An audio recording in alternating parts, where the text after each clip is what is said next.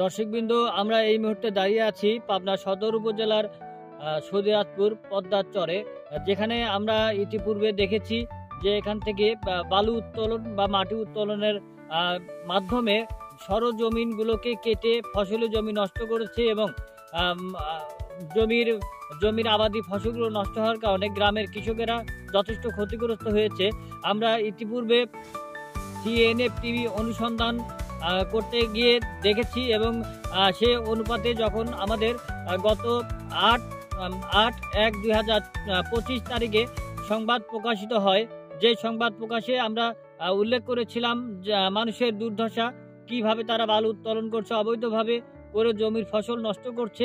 এই অনুসন্ধানের প্রেক্ষিতে যখন পাবনা জেলা প্রশাসক মোহাম্মদ মফিজুল সাহেব যখন দেখেছেন যে এই নিউজগুলো দেখার পরে কিন্তু উনি এটার ব্যাপারে অ্যাকশন নিয়েছে এবং ওনারা সরজমিনে তদন্ত করে দুইজনকে 50-50 করে 1 লক্ষ টাকা জরিমানা এবং একজনকে 20 দিনের জেল দেওয়া হয়।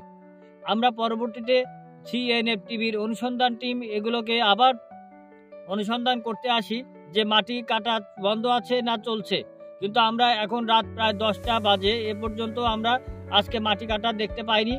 এতে আমরা মনে করি পাবনা জেলা প্রশাসক মহোদয়ের দৃষ্টি আকর্ষণ ওনার সফল হয়েছে। উনি আসলে যথেষ্ট একজন দায়িত্ববান ব্যক্তি। সিএনএফ-টিভির পক্ষ থেকে মফিজুল ইসলাম জেলা প্রশাসক মহোদয়কে আন্তরিকভাবে ধন্যবাদ জানাই।